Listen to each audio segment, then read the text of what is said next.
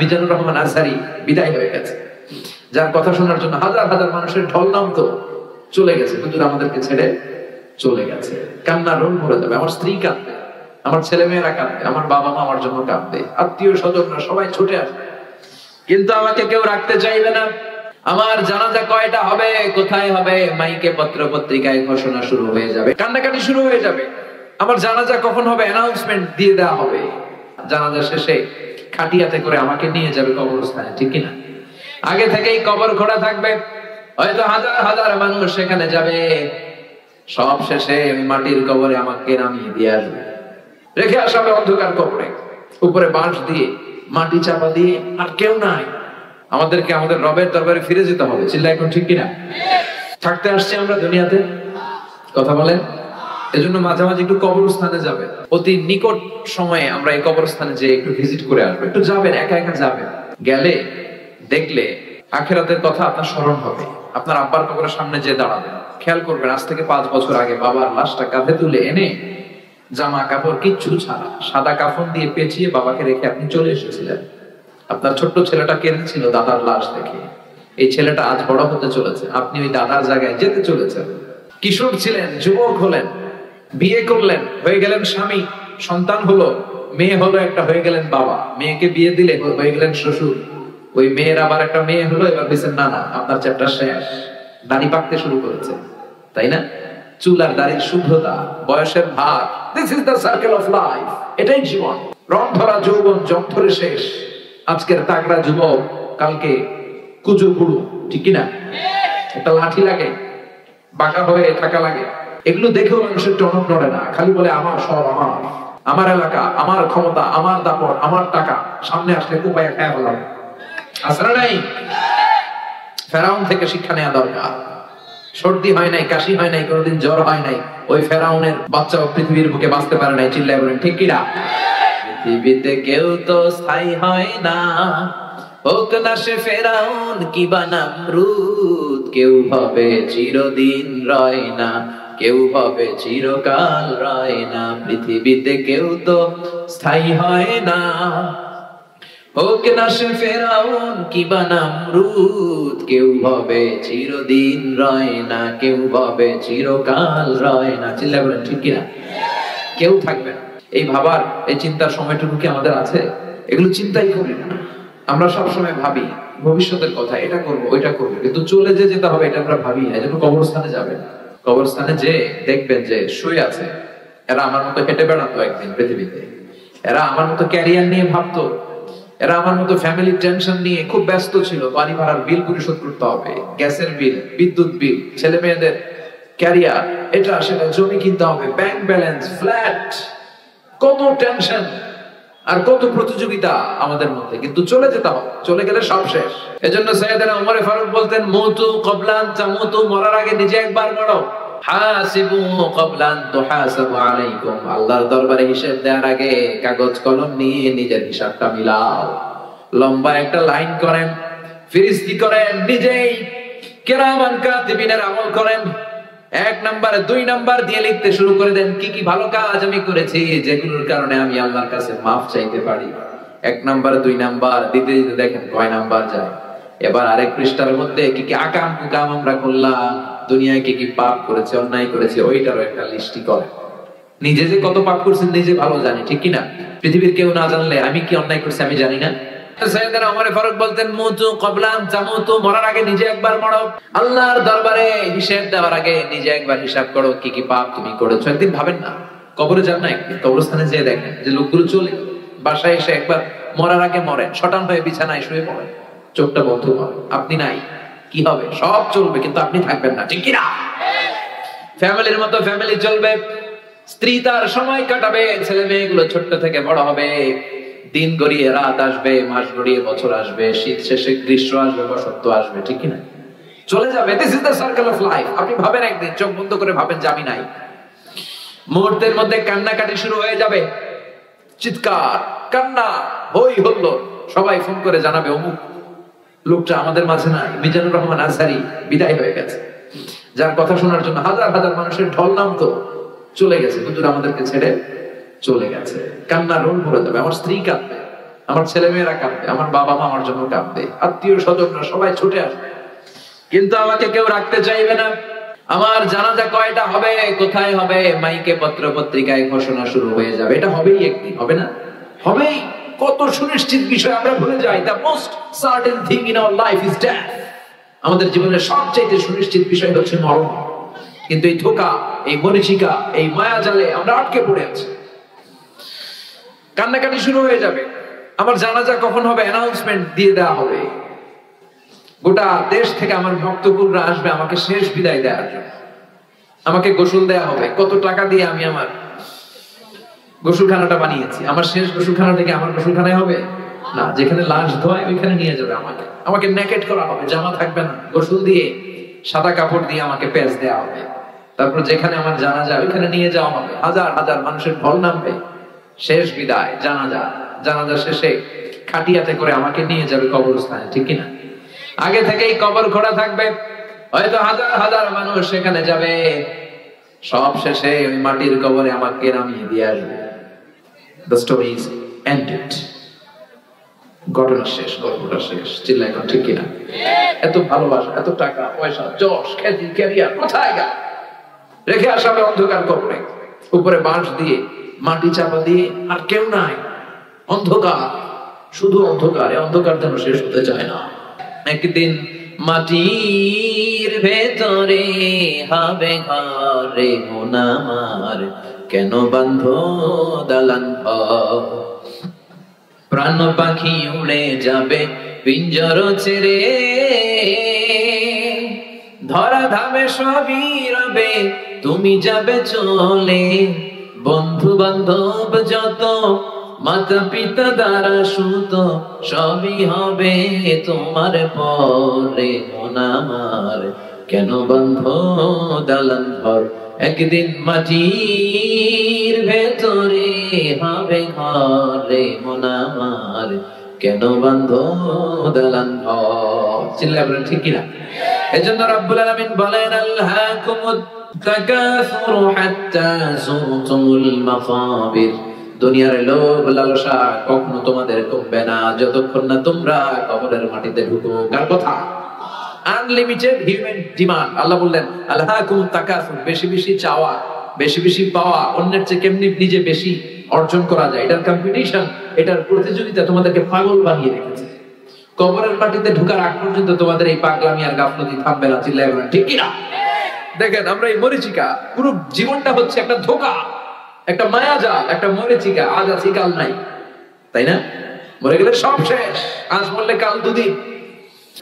একটার পর একটা। যার সাইকেল আছে সে খালি হুন্ডা চায়, যার হুন্ডা আছে প্রাইভেট কার চায়, মনে করে ওইটার মধ্যে সুখ। প্রাইভেট কার হয়ে গেলে এবার হেলিকপ্টার চায়, হেলিকপ্টার হইলে এবার এরোপ্লেন চায়, আছে না নাই? চেয়ারম্যান হয়েছে তো এমপি হতে চায়, এমপি হয়েছে মন্ত্রী হতে চায়, আছে না নাই? মন্ত্রী হয়েছে এবার প্রধানমন্ত্রী হতে চায়। মাগার এই দেশে সম্ভব না, ঠিক কিনা?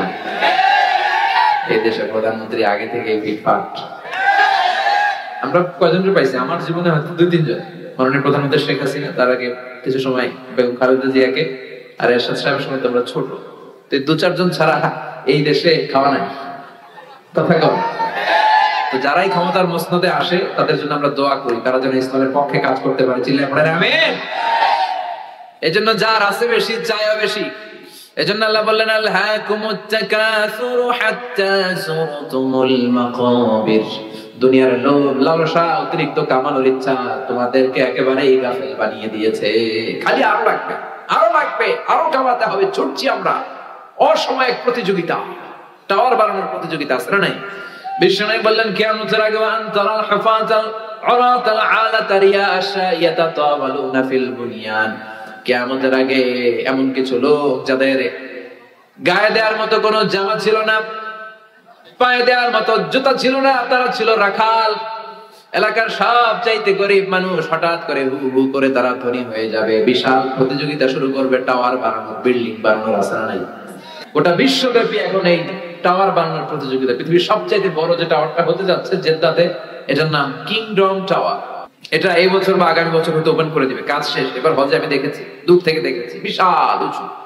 এটা 1000 মিটার উঁচু, 170 তলা হবে এটা উচ্চতায়।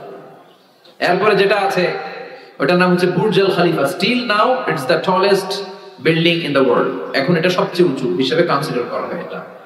এটা 828 মিটার উঁচু, খুব সম্ভব 828 মিটার। আর এটা 163 তলা। কয় তলা? 163 তলা। এটার লিফট আছে আপনার 30 সেকেন্ডের কম সময় টান দিয়ে 90 তলা নিয়ে যাবে। তাইওয়ানে একটা আছে দি টাইপেডাং 101, লিখবেন গুগল সার্চ বক্সে টাইপেডাং 101, 101 তলা, দেখবেন কি বিশাল বড় টাওয়ার। কাবা ঘরের পাশে একটা আছে জমজম টাওয়ার, মক্কার রয়্যাল ক্লক টাওয়ার বলে, 120 তলা উঁচু বিশাল টাওয়ার। কিয়ামতের দিন আল্লাহ যখন পৃথিবীটার একটা ঝাঁকুনি মারবে, একটা ঝাঁকুনি যখন দিবে, এই টাওয়ার একটাও টিকবে? চিল্লায় বলেন টিকবে? ইদা জুলজিলাতিল আরদু জিলজালাহা ওয়া আখরাজাতিল আরদু আসফালাহা। আল্লাহ যখন পৃথিবীটাকে ধরে কাঁপিয়ে দিবে, সব টাওয়ারগুলো ভেঙে খানখান হয়ে যাবে, ঠিক কি না? এতে টাওয়ার বানানোর প্রতিযোগিতা, বিল্ডিং বানানোর প্রতিযোগিতা গোটা বিশ্বব্যাপী। কার চেয়ে বড় টাওয়ার কে বানাতে পারে, কার চেয়ে কে বেশি ধনী হতে পারে। ওয়ারেন বাফেট একজন আছে বিশাল বড় ধনী, প্রিন্স ওয়ালিদ বিন তালাল আছে একজন বিশাল বড় ধনী। আমি যে ইউনিভার্সিটিতে পিএইচডি করি, ওখানে যে 5 মিলিয়ন রিঙ্গিট দিয়ে আসছে না বিল্ডিং বানানো একটা। ক্যামব্রিজ ইউনিভার্সিটিতে তার নামে একটা স্কলারশিপ আছে, একটা সেন্টার আছে। অক্সফোর্ডে আছে, এমআইটি তেও আছে, Massachusetts of institute of technology. গোটা বিশ্বব্যাপী সে টাকা এইভাবে বিলাচ্ছে। তার একটা পার্সোনাল প্রাইভেট জেট আছে, বিমান, যে বিমানের 70% মেড অফ গোল্ড। ওই বিমানের 70% স্বর্ণ দিয়ে বানানো। নাউজুবিল্লাহ বলবেন না? কিংডম হোল্ডিং কোম্পানির ওনার, বর্তমান বাদশাহ, আগের বাদশাহ আব্দুল্লাহর ভাগিনা। কত টাকা আছে নিজেই জানে না। আমার প্রোগ্রাম ছিল গত কয়েক বছর আগে ব্রুনাইতে, বান্দারসেরি বেগওয়ানে। ওখানে পৃথিবীর সবচেয়ে বড় প্যালেস, রাজপ্রাসাদটা আমি দেখে এসেছি, নাম ইস্তানা নুরুল ইমান। এটার ভিতরে প্রায় 2000 কক্ষ আছে। এটা টয়লেট গুলো স্বর্ণ দিয়ে বানানো। টয়লেট গুলো স্বর্ণ দিয়ে বানানোর দরকার আছে? টাকা, প্রাচুর্যতা, মোহ, লোভ, মরিচিকা পাগলের মতো ছুটছে। তার কাছে রোলস রয়েসের একটা গাড়ির ব্র্যান্ড আছে, খুব দামি। ইন্ডিয়াতে এটা খুব চলে। ইন্ডিয়ান নায়ক নায়িকারা এই রোলস রয়েস দিয়ে চড়ে। এই রোলস রয়েস তার সংগ্রহে আছে 500 টা। কয়টা আছে বলেন তো? একজন মানুষ খুব আনন্দ ফুর্তি মौज মাস্তি করার জন্য কয়টা গাড়ি লাগে? 2টা। আচ্ছা, আরো যদি বাড়িয়ে বলি 5টা, 10টা, 20টা। তার কাছে রোলস রয়েস গাড়ি আছে 500 টা। স্বর্ণের গাড়ি আছে, স্বর্ণের পালকি আছে। আমি এগুলো সব দেখে এসেছি। এজন্য আল্লাহ বললেন আলহাকুমুত তাকাসুর, কত বেশি নেওয়া যায়, কত খাওয়া যায়, আরো লাগবে, আরো চাই। এই প্রতিযোগিতা তোমাদেরকে আখিরাতের ব্যাপারে গাফিল বানিয়ে দিয়েছে। চিল্লায় বলেন ঠিক না? রব্বুল আলামিন বলেন আলহাকুমুত তাকাসুর হাত্তা যুরতুমুল মাকাবির। দুনিয়ার লোভ লালসা তোমাদেরকে গাফিল বানিয়ে দিয়েছে। তোমাদের এই গাফলতি, তোমাদের এই অবহেলা, তোমাদের এই লোভ কোনোদিন থামবে না যতক্ষণ না তোমরা কবরের বাড়িতে ঢুকো। কার কথা? কবরে ঢুকার আগ পর্যন্ত আমাদের এই গাফলতি কমবে? চিল্লায় বলেন কমবে? কবরে ঢুকার আগ পর্যন্ত আমাদের এই গাফলতি কমবে না। ইসলাম অর্থ উপার্জনে নিষেধ করে না। অর্থ আপনি উপার্জন করতে পারেন, কিন্তু অর্থের লোভ অন্তরে স্থান দেওয়া যাবে না। অন্তরে স্থান থাকতে হবে একজনের। চিল্লায় বলেন তিনি কে? অন্তরে ভয় থাকবে কার? যাদের হৃদয়ে আছে আল্লাহর ভয়, তারা কবু পথ ভুলে যায় না। আল্লাহর প্রেম ছাড়াই দুনিয়া কারো কাছে কোনো কিছু চায় না। রাতের আধারে যারা সেজদাতে রয়, দু চোখের স্রোতে নদী যেন বয়। ছলনার হাতছানি যতই আসুক, পেছনে ফিরেও সে তাকায় না। যাদের হৃদয়ে আছে আল্লাহর ভয়, তারা কবু পথ ভুলে যায় না।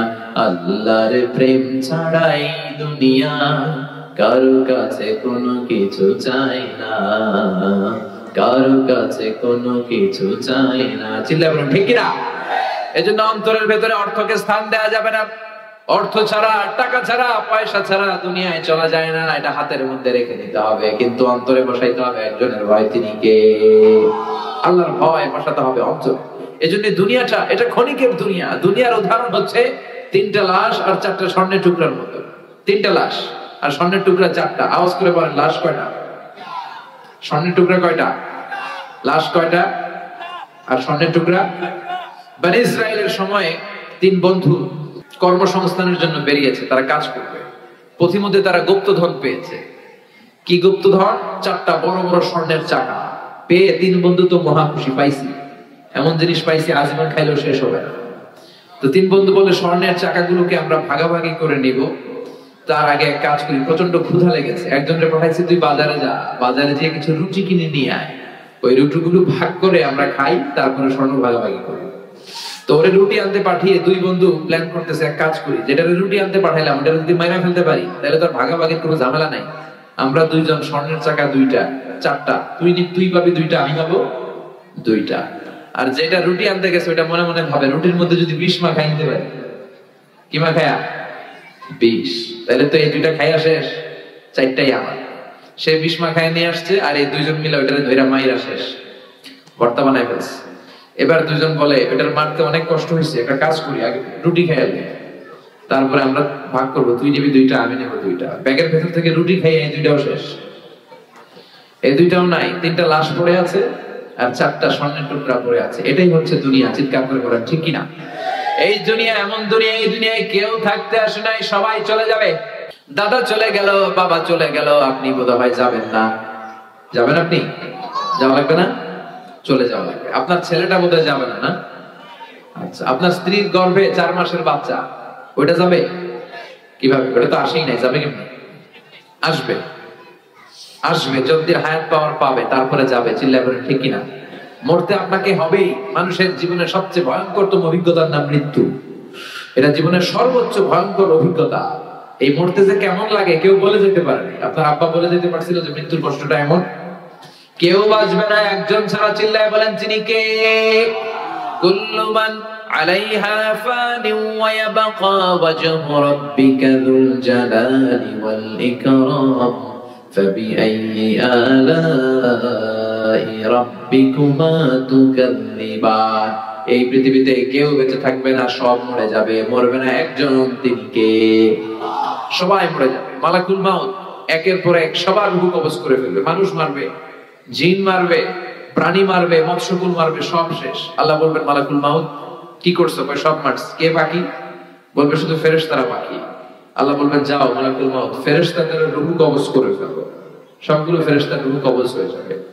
আল্লাহ মালাকুল মাউতকে ডেকে বলবে আখবিরনি মাইয়া বাকা, এবার কে কে বেঁচে আছে বলো। মালাকুল মাউত বলবে আল্লাহ কেউ বেঁচে নাই, শুধু 4 জন ফেরেশতা ছাড়া, জিব্রাইল, ইসরাফিল, মিকাইল আর আমি আজরাইল। আল্লাহ বলবেন যাও জিব্রাইলের রূহ কবজ করো, ইসরাফিলের রূহ কবজ করো, মিকাইলের রূহ কবজ করো, সবার রূহ কবজ হয়ে যাবে। এবার আল্লাহ বলবেন আখবিরনি মাইয়া বাকা, কে কে বেঁচে আছে বলো। মালাকুল মাউত বলবে আল্লাহ আপনার কথা মতো কেউ নাই, জিব্রাইল নাই, ইসরাফিল নাই, মিকাইল নাই, মহাবিশ্বে কেউ নাই আমি ছাড়া, খালি আমি আর আপনি। আপনি তো আল হাইয়ুল কাইয়ুম, শাশ্বত চিরঞ্জীব, আপনি তো মরবেন না, আমি আছি। এবার আমি কি করব? আল্লাহ বলবে এবার তুই মর। আল্লাহ কি বলবেন? কথা বলেন। মত ইয়া মালাকাল মাউত, হে মৃত্যুর ফেরেশতা এবার তুই একটু মর, তুই মর। এটা শুনে মালাকুল মাউত ভয় পেয়ে যাবে, কাঁপতে শুরু করবে, তার কাঁপুনি ছুটে যাবে, কাঁপতে কাঁপতে খিঁচুনি এসে যাবে। আল্লাহ বলবেন কেঁপে লাভ নাই, মরতে তোমাকে হবে। দুনিয়াতে যারা একবার আসার সুযোগ পেয়েছে তাদের জন্য মৃত্যুকে অবধারিত করে রেখেছে কে? কুল্লু নাফসিন যায়িকাতুল মাউত, সবাইকে মরতে হবে, তোমাকেও মরতে হবে। যাও জান্নাত জাহান্নামের মাঝ বরাবর দাঁড়াও। মালাকুল মাউত জান্নাত জাহান্নামের মাঝ বরাবর দাঁড়াবে। আল্লাহ বলবে মুত ইয়া মালাকাল মাউত, মর, মরে যা। মালাকুল মাউত বিকট একটা চিৎকার মেরে জান্নাত জাহান্নামের মাঝ বরাবর দাঁড়িয়ে মরে যাবে। এবার আর কেউ নাই, বিকট সে চিৎকার। বিশ্বনবী বলেছেন মালাকুল মাউতের সেদিনকার চিৎকারটা এত ভয়ঙ্কর হবে, সেই চিৎকারের আওয়াজ যদি দুনিয়ার মানুষেরা শুনতো তাহলে কিয়ামত সংঘটিত হওয়ার জন্য আলাদা করে ইসরাফিলের সিংহায় ফুৎকার দেওয়ার কোনো দরকার হতো না। ওই আজরাইলের মৃত্যুর কষ্টের চিৎকারের আওয়াজ শুনে কানের পর্দা ফেটে সবগুলো মানুষ লাশ হয়ে জমিনে পড়ে যেত। এবার মালাকুল মাউত নাই, ডানে কেউ নাই, বায়ে কেউ নাই, সামনে কেউ নাই, উপরে কেউ নাই, পিছনে কেউ নাই, মহাবিশ্বে আর কেউ নাই, একজন ছাড়া। জোরে বলেন তিনি কে? আল্লাহ ছাড়া কেউ নাই। আল্লাহ হুঙ্কার দিয়ে বলবেন ইয়া আরদু আইনা আসফিয়ারুকি, ও পৃথিবী তোর গাছগুলো কোথায়? আইনা আনহারুকি, নদীগুলো কোথায়? আইনাল মুলুক, অত্যাচারী বাদশা রাজাগুলো কোথায়? চিল্লা এখন ঠিক কিনা? অত্যাচারী বাদশাগুলো কোথায়? কোথায়? লিমানিল মুলকুল ইয়াউম, who belongs the kingdom today. আজকে ক্ষমতা কার? চিল্লায় বলেন এই যে ক্ষমতা নিয়ে এত কিলাকিলি, এত মারামারি, এই ক্ষমতা একদিন থাকবে না। ক্ষমতা শুধু একজনের, আসল ক্ষমতার মালিক কে? লিমানিল মুলকুল ইয়াউমা লিল্লাহিল ওয়াহিদিল কাহ্হার। আল্লাহ বলবেন আজকে ক্ষমতা কার? আল্লাহ নিজেই বলবেন ক্ষমতা একমাত্র আল্লাহর। ক্ষমতা কার? সে আল্লাহ বললেন আল্লাহাকুমুত তাকাসুরু হাত্তা সুরতুমুল মাকাবির। তোমাদের গাফলতি কোনদিনের জন্য কমবে না যতক্ষণ না তোমরা কবরে ঢুকো। এই যে চাই চাই আরো লাগবে, এটা কমবে না। খেয়াল করে শুনেন, বিশ্বনবী বললেন লাউ আন্না লিকুল্লি ইবনি আদম ওয়াদিয়ান মিন যাহাব। পৃথিবীর প্রত্যেকটা মানুষকে যদি আল্লাহ একটা করে স্বর্ণের পাহাড়ের মালিক বানিয়ে দেয়, মানুষকে একটা করে যদি স্বর্ণের পাহাড়ের মালিক বানিয়ে দেয়া হয়, তারপরেও প্রতিটা মানুষ আরেকটা করে স্বর্ণের পাহাড়ের মালিক হওয়ার চেষ্টা করবে। একটা স্বর্ণের পাহাড় আমার 14 পুরুষ খাইয়া বেঁচে শেষ করতে পারবো, তার একটা দেবে কি করবো? সবাই আরো লাগবে আমার, আরো দাও আল্লাহ, আরো খাবো। খাইতে পারে দূর এতগুলা নেই, এরকম টাকায় দাস নাই। এজন্য কবরে যাওয়ার আগ পর্যন্ত আমাদের এই মাতলামি থামবে না, আমাদের এই লোভ লালসা কমবে না, আমাদের অবহেলা কমবে না। কবরে আমাদেরকে যেতে হবে, কবরের প্রস্তুতি নিতে হবে, ঠিক কিনা? কবরে যাওয়ার মাধ্যম হচ্ছে মৃত্যু। মৃত্যু ছাড়া কবরে যাওয়া যায়? যাওয়া যায় না। এই মৃত্যু একটা ভয়ঙ্কর অভিজ্ঞতা বলছিলাম। মুমিন বান্দার কাছে মালাকুল মাউত আসে একজন সুন্দর সুশ্রী যুবকের আকৃতিতে। কিসের আকৃতিতে? ধবধবে সাদা জুব্বা পরে সুন্দর যুবকের সুরাতে এসে আপনার মাথার শিয়রের সামনে মালাকুল মাউত বসবে। বসে বলবে ইয়া আইয়াতুহান নাফসুত তাইয়্যিবা, ইয়া আইয়াতুহান নাফসুল মুতমাইন্নাহ, হে প্রশান্ত আত্মা বের হয়ে আসো, আপনার রূহ নেয়ার জন্য। হানুত মিন হানুতিল জান্নাহ, কাফান মিন আকফানিল জান্নাহ, জান্নাতের সাদা কাফনের কাপড় নিয়ে আসবে। ও প্রশান্ত আত্মা, উখরুজি ইলা মাগফিরাতিল্লাহ ওয়া রিদওয়ানিল্লাহ, আল্লাহর ক্ষমা, আল্লাহর দয়ার দিকে রূহটা বের হয়ে আসো। বলার সাথে সাথে আপনার রূহ বের হয়ে আসবে স্মুথলি। মুমিনের রূহ বের হবে স্মুথলি। আর কাফিরের কাছে মালাকুল মাউত আলা আখবাসি মা ইয়াকুম, যত নিকৃষ্ট চেহারা হতে পারে, যত নিকৃষ্ট কাপড় হতে পারে, যত দুর্গন্ধযুক্ত দেহ হতে পারে, এরকম ভয়ঙ্কর একটা চেহারা নিয়ে আসবে। মুমিনের কাছে যেমনি ভদ্রভাবে মাতার সামনে বসে, কাফেরের সামনে এমনি বসবে না। কাফেরের সামনে এসে মালাকুল মাউত একটা ত্রাস তৈরি করবে, ভয়ঙ্কর ত্রাস। ধমক দিবে, ধমক দিয়ে বলবে উখরুজি ইয়া আইয়াতুহান নাফসুল খাবিসা, হে পাপাত্মা বেরো। মুমিনের আত্মা যেমনি স্মুথলি বের হয়েছে, কাফের নাস্তিক তাদের আত্মা সহজে বেরোতে চাইবে না। আত্মাটা একবার ডানে যাবে, বায়ে যাবে, সামনে পেছনে। মালাকুল মাউত আত্মাটারে ধরে টান দিবে, টেনে হিচড়ে। একটা জীবিত ছাগলের জবাই না করে ছাগলের চামড়া উল্টো দিকে টেনে খসালে যেরকম ব্যথা, এর চেয়ে বেশি ব্যথা দিয়ে রুহটারে টেনে টেনে তিনি বের করবেন। এই মৃত্যুর মধ্য দিয়ে আমাদেরকে কবরে যেতে হবে। আবার কবরে যাওয়ার সাথে সাথে পরীক্ষা আছে না নাই? কথা বলে।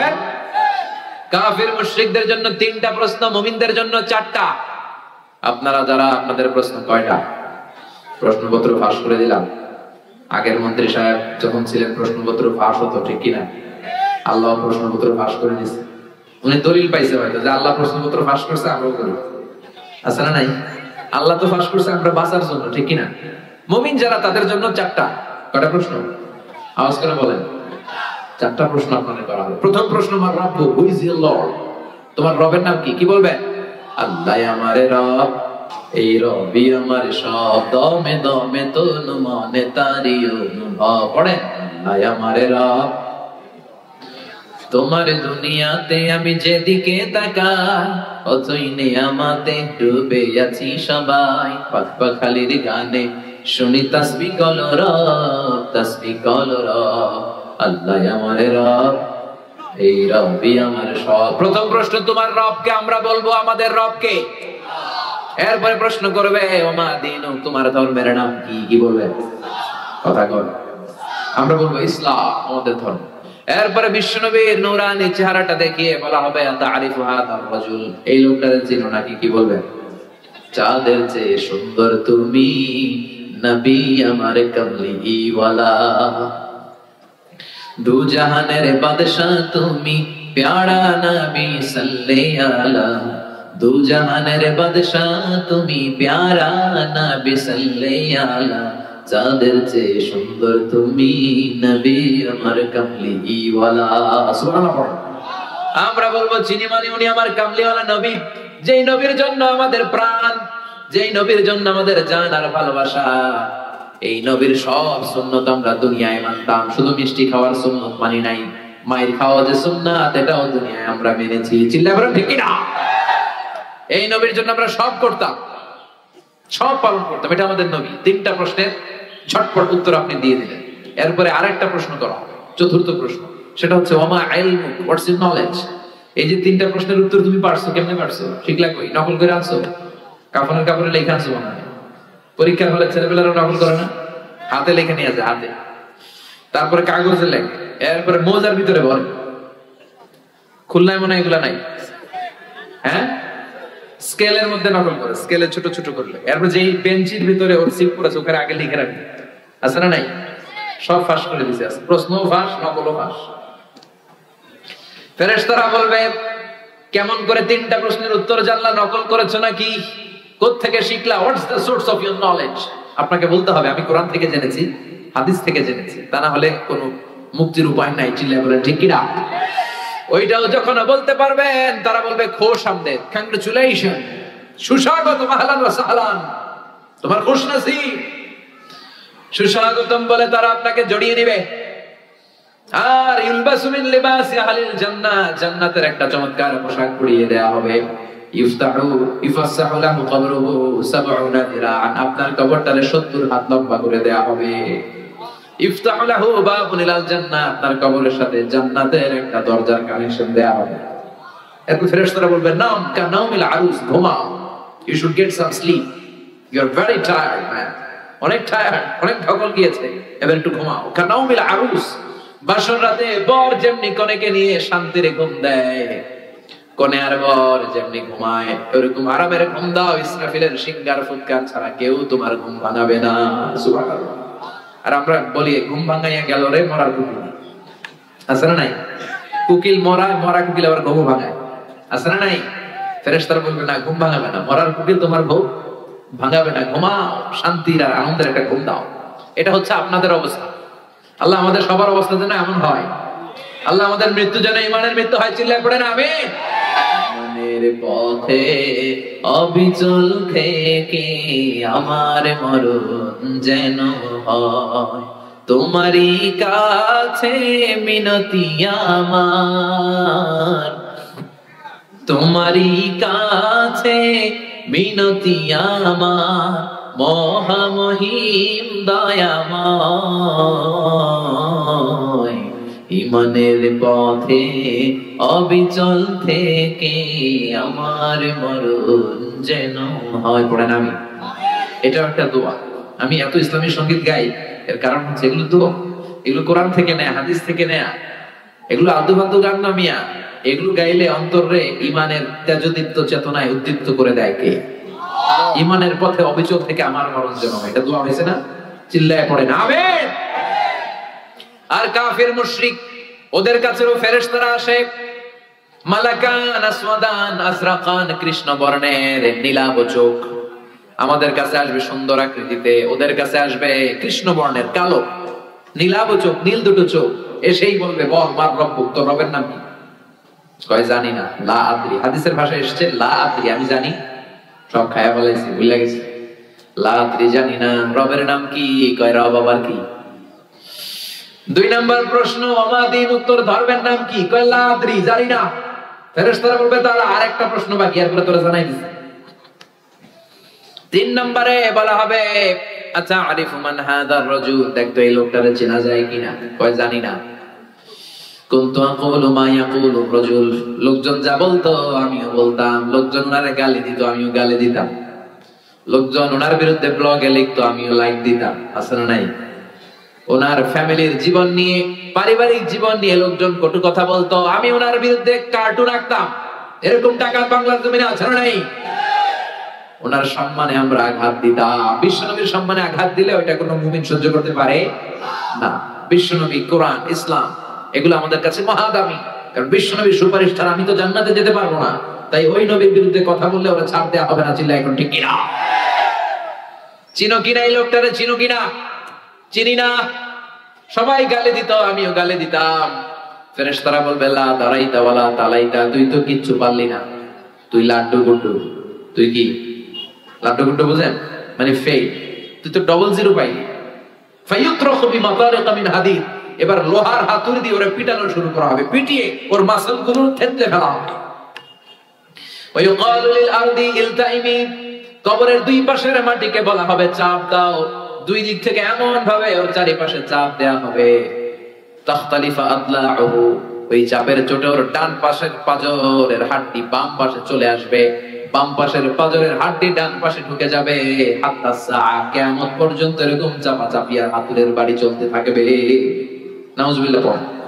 ওই কবরে আমাদেরকে যেতে হবে, চিল্লাই কোন ঠিক কিনা? রব্বুল আলামিন সাইয়েদনা ইসরাফিলকে তৈরি করেছেন কেবল 3টা ফুৎকার দেওয়ার জন্য। 3টা ফুৎকারের মধ্য দিয়ে মহাবিশ্বরে শেষ করে দিবে কে?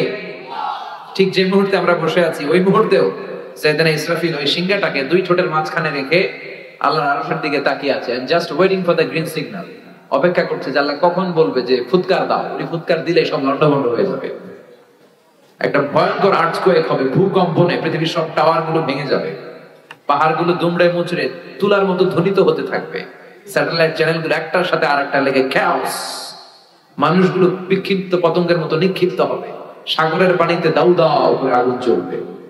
ওই সময় যে সমস্ত মহিলারা গর্ভবতী থাকবে, অনেকে পেটের বাচ্চা 3 মাস 4 মাস বয়স, অপরিপক্ক অপরিণত বাচ্চা, এখনো বড় হয় নাই, কিয়ামতের বিভীষিকাময় পরিস্থিতি দেখে মুহূর্তের মধ্যে ইনজেকশন পুশ করা ছাড়া, হসপিটালে যাওয়া ছাড়া, ডাক্তারের সহযোগিতা ছাড়া এমনি এমনি ডেলিভারি হয়ে যাবে এক ধাক্কার চোখ। সেই দিনটার নাম আল্লাহ দিয়েছে আল কারিয়া। চিল্লায় বলেন কিনা? আল কারিয়া। সেই ভয়ঙ্কর দিন, সেদিন কেউ কাউরে চিনবে না। সেদিন বাবা তার ছেলেরে চিনবে না, মা তার মেয়েরে চিনবে না, বন্ধু বন্ধুরে চিনবে না, পীর সাহেব মুরিদরে চিনবে না, মুরিদ পীর সাহেবরে চিনবে না, মুসল্লি ইমাম সাহেবকে চিনবে না, ইমাম সাহেব মুসল্লিদেরকে চিনবে না, দলের নেতা কর্মীদেরকে চিনবে না, কর্মীরা নেতাদেরকে চিনবে না। সবাই বলবে ইয়া নাফসি, ইয়া নাফসি, আল্লাহ আমারে বাঁচাও, আমারে বাঁচাও। নবীরাও বলবে ইয়া নাফসি, নবীরাও, আল্লাহর ওলিরা, শহীদ সালেহ, এরাও বলবে ইয়া নাফসি, আল্লাহ আমারে বাঁচাও। কারণ ওই দিনটা আজকের দিনের মতো নয়। ইহশারুন নাসু ইয়াউমাল কিয়ামাতি হুফাতান উরাতান মুশাতান গুরলা। বিষ্ণু বললেন আয়েশা, সেদিনটা হবে পৃথিবীর সবচাইতে ভয়ঙ্করতম দিন। মানুষগুলো উলঙ্গ হয়ে দাঁড়াবে, কারো গায়ে কোনো জামা নাই, পায়ের মধ্যে জুতা নাই, পেটের মধ্যে দানা পানি নাই, কোনো গাড়ি নাই, ঘোড়া নাই, ট্রেন নাই, কিছু নাই, মানুষগুলো উলঙ্গ হয়ে দাঁড়াবে। বিশ্বনবীর কথা শুনে মা আয়েশা বললেন, নবী সবাই যদি উলঙ্গ হয়ে দাঁড়ায় তাহলে কি লজ্জা লাগবে না? Don't they feel any shy? Don't they feel any shame? নারী পুরুষ ছোট বড় সবাই naked, everyone is completely naked, they don't belong any garments, any dress in their body, তাদের দেহে কোনো পোশাক নাই। নবী গো, তাহলে কি লজ্জা লাগবে না? বিশ্বনবী বললেন, আয়েশা তুমি লজ্জার চিন্তা করো, সেদিন তো মানুষ পাগল হয়ে যাবে। পুরো জমিনটাকে কাআন সাফসাফা, লেভেল প্লেইং ফিল্ড, লা তারা ফিহা আওয়াজা ওয়ালা আমতা, কোনো উঁচু নিচু নাই। দ্বিপ্রহরের সূর্যটা মাথার কাছে চলে আসবে, সূর্যের তাপে মাথার মগজগুলো গলে গলে নাকের ছিদ্র আর কানের ছিদ্র দিয়ে বেয়ে বেয়ে টপ টপ করে নিচে পড়বে। মানুষ নিজের ঘামের পানিতে আর চোখের পানিতে নিজেই সাঁতরাবে। পেটে কোনো দানা পানি নাই, তৃষ্ণার্ত, ক্ষুধার্ত, ক্লান্ত, শ্রান্ত, পেরেশান, সবার মুখে একটাই চিৎকার, ইয়া নাফসি, ইয়া নাফসি, আল্লাহ আমারে বাঁচাও, আল্লাহ আমারে বাঁচাও। বিষ্ণু বলেছেন, নাহাইতুকুম আন জিয়ারাতিল কুবুর, আমি কবর জিয়ারত করতে নিষেধ করেছি একটা সময়, কিন্তু আল-আনা ফাজুরুহা, এখন সমস্যা নাই, এখন জিয়ারত করো। ফাইন্নাহা তুযাক্কিরুল আখিরা, কারণ কবর জিয়ারত করলে আখিরাতের কথা স্মরণ হয়, ঠিক কি না? কিন্তু কবরে যাই কিছু চাওয়া যাবে? চাইবেন কার কাছে? মানত করা যাবে? কথা বলেন। লাল সালু দিয়ে আসা যাবে? মশারি দিয়ে আসা যাবে? অনেক লোক মাজারের উপরে মশারি টাকায়, মশা কামড়াইয়া ডেঙ্গু জ্বর বাপে, আর মাজারে যে মশারি দেয়, এরকম বেয়াদব আছে না? মাজারে মশারি, আগরবাতি, লাল সালু এগুলো কিচ্ছু দিবেন না, কারণ মাজারে পড়ে থাকা লোকটার কিছুই দরকার নাই, ঠিক কিনা? দরকার যাতা মানুষ রাম করে দিবে। এই ছোট ছোট ছেলে মেয়েরা যারা ঘরে ইলেকট্রিসিটির অভাবে পড়তে পারেন, এদেরকে মোমবাতি দেন, এদেরকে বই কিনে দেন, তাহলে আপনার আব্বার কবরটারে নুরানি বানায় দিবে কে? মাজারে যে টাকা দেওয়া যাবে? পড়ে থাকা লোকটার টাকার দরকার আছে? যে মরে গেছে ওর তো শেষ, ও টাকা দিয়ে কি করবো? কথা কি বুঝতে পেরেছেন? এজন্য কবর জিয়ারত করব, কিন্তু কবর কেন্দ্রিক কোনো ভণ্ডামি সাথে ইসলামের কোনো সম্পর্ক। মাজার কেন্দ্রিক ভণ্ডামি বাংলাদেশে আছে না নাই? ভণ্ড পীর দেশে আছে না নাই? বল নাই, মনে হয় নাই। এমন পীরের নাম শুনেছি সারা বছর গোসল করেন, সারা বছরে একদিন গোসল করে, ওই গোসলের পানি মুরিদরা খেয়ে সাফার করে দেন, আছে না নাই? এগুলো ভণ্ড। এগুলো কি? ছাইড়া দে ভণ্ডামি, দোদেল বান্দা কালমা চোর, না পায় শ্মশান না পায় ঘোর, দিন থাকিতে আয়রে পথে ছাইড়া দে ভণ্ডামি, ভণ্ডামি ভণ্ডামি ভণ্ডামি, ছাইড়া দে ভণ্ডামি। ঠিক কিনা? নামাজ কালাম পড়ে না, ইবলিস শয়তানের নানা, আছে না? নামাজ রোজা করে না, ইবলিস শয়তানের নানা, ধর্মের খান খুঁটি ধইরা কয়দিন করবা হয়রানি, ভণ্ডামি ভণ্ডামি ভণ্ডামি, ছাইড়া দে ভণ্ডামি। চিল্লায় বলেন ঠিক কিনা? এগুলোর সাথে ইসলামের কোনো সম্পর্ক? এজন্য আল্লাহ বলেন আল্লাহাকুমুত তাকাসুর হাত্তা যুরতুমুল মাকাবির, কবরের যাওয়ার আগ পর্যন্ত তোমাদের টনক নড়বে না। কাল্লা সাউফা তা'লামুন সুম্মা কাল্লা সাউফা তা'লামুন, যখন কবরে ঢুকবা তখন বুঝবা, অচিরেই বুঝবা। তখন শুরু হবে ফাইনাল খেলা। তখন কি খেলা? তখন আসল বিচার হবে। যে বিচার দুনিয়াতে তোমরা পাও নাই, ওই বিচার হবে। ঠিক কিনা? দুনিয়াতে কত মানুষের লাশ নালার ভিতরে, ডোবার ভিতরে পাওয়া যায়, হাত বেঁধে পা বেঁধে হত্যা করা হয়েছে, গুম করা হয়েছে, আছে না নাই? এগুলোর বিচার হয়তো দুনিয়ায় হয় নাই। ধর্ষিত হয়েছে অনেক মা, দুনিয়াতে বিচার হয় নাই, কিন্তু আল্লাহর দরবারে সবগুলো বিচার আছে না নাই? আল্লাহ বললেন কাল্লা সাউফা তা'লামুন সুম্মা কাল্লা সাউফা তা'লামুন, অচিরেই তোমরা বুঝতে পারবা মরণের কি জ্বালা, মরণের পরের জগৎ সম্পর্কে জানতে পারবা। কাল্লা লাউ তা'লামুনা ইলমাল ইয়াকিন, নিশ্চিতভাবে তোমরা জানবা ইলমুল ইয়াকিন। আইনুল ইয়াকিন, হাক্কুল ইয়াকিন। ইলমুল ইয়াকিন মানে সব মানুষ মরে, এটা আমি জানি, এটা ইলমুল ইয়াকিন। আর আইনুল ইয়াকিন মানে হচ্ছে মানুষ আমার সামনে একজন মারা গেল দেখলাম, এটা আইনুল ইয়াকিন। হাক্কুল ইয়াকিন নিজেই মরে গেল, এটা হচ্ছে হাক্কুল ইয়াকিন। ঠিক কি না? আল্লাহ বললেন লা তারাবুন্নাল জাহিম, সেদিন তোমরা জাহিম দেখবা। দুজকের 7টা স্তরের একটা নাম জাহিম। একটা নাম কি? আল্লাহ এই দুজক থেকে আমাদেরকে বাঁচাও। জোরে পড়েন আমিন। বিষ্ণু বলছেন আল্লাহুম্মা ইন্না নাসআলুকাল জান্নাতা ওয়া নাউযু বিকা মিনান নার, আল্লাহ তোমার কাছে আমরা জান্নাত চাই, জাহান্নাম থেকে পানাহ চাই। পড়েন আমিন। দুজকের আগুন আর দুনিয়ার আগুন তো একরকম না, কথা কন। এই যে দুনিয়ার আগুন দিয়ে যে রান্নাঘরে রান্না করেন, এই আগুন জাহান্নামের আগুনের 70 ভাগের 1 ভাগ। দুনিয়ার আগুনের চেয়ে জাহান্নামের আগুন 70 ভাগ বেশি তেজ হওয়া। পড়ে নাউযুবিল্লাহ। আল্লাহ এটা থেকে আমাদেরকে বাঁচাও। সুম্মা লাতারাউন্নাহা আইনাল ইয়াকিন সুম্মা লাতুসআলুন্না ইয়াওমাইযিন আনিন নাঈম। আল্লাহ বললেন দুনিয়ায় যত নিয়ামত তোরা ভোগ করলি, সবগুলো নিয়ামতের ব্যাপারে আমি আল্লাহ তোদেরকে ধরবো। যত নিয়ামত আল্লাহ দিয়েছে ধরবে কে? কথা বলে একটার পর একটা হিসাব চাইবে। এই যে আপনার জীবন, এই জীবনকে কোন কাজে লাগিয়েছেন? 5টা প্রশ্নের উত্তর দেওয়া ছাড়া আমরা কেউ কিয়ামতের দিন পা নাড়াতে পারবো না। কয়টা? জোরে বলে, সবাই বলে। 1 নম্বরে আন হায়াতিহি ফিমা আফনা, জীবনটা কোন কাজে লাগিয়েছো? ইসলামের পক্ষে কাজে লাগিয়েছো নাকি ইসলামের বিপক্ষে কাজে লাগিয়েছো? কোরআনের পক্ষে কাজে লাগিয়েছো নাকি মন মতো কোরআনের আয়াত বানিয়েছো? এরকম ডাকাইত আছে না নাই? এখন কোরআনের আয়াত বানায় কি করে? গলার মিষ্টি সুর দিয়ে নিজের মন মতো কোরআনের আয়াত বানায় আর বলে কিভাবে তেলাওয়াত করতে হয় দেখেন। জীবনটা কোন কাজে লাগিয়েছো? 1 নাম্বার প্রশ্ন, আপনাকে হিসাব দিতে হবে পাই টু পাই। 2 নাম্বার ওয়া আন শাবাবিহি ফিমা আবলা, জীবনের মধ্যে যে যৌবন ছিল, যৌবনটা কোন কাজে লাগিয়েছো? যৌবনে নামাজ পড়েছো নাকি মুসল্লিদেরকে পিটাইছো? ঠিক কি না? যৌবনে ইসলামের পক্ষে লিল্লাহি তাকবীর আল্লাহু আকবার স্লোগান দিয়েছো নাকি শাহবাগের মঞ্চে গিয়ে ভাষণ দিয়েছো? আছে না নাই? যে ঈমান ঈমানে ভুলে নাস্তিকতার মঞ্চে ওঠে, যে ঈমানে বাতিল মতের দোসর হয়ে ফায়দা লুটে, আছে না নাই? যে ঈমান শুধুই কেবল খায় দায় আনন্দ করে, যে ঈমান দেখে না যে ফিলিস্তিনে ভাইরা মরে, যে ঈমান বাস্তবে নাই, যে ঈমান অন্তরে নাই, মুখে শুধু কথার কলি, কি করে তারে বলো ঈমানে বলি, কি করে তারে বলো ঈমানে বলি, কি করে তারে বলো ঈমানে বলি। যে ঈমান প্রয়োজনে জ্বলে ওঠে না, যে ঈমান সত্য ন্যায়ের কথা বলে না। সত্য আর ন্যায়ের পক্ষে থাকার দরকার আছে না নাই?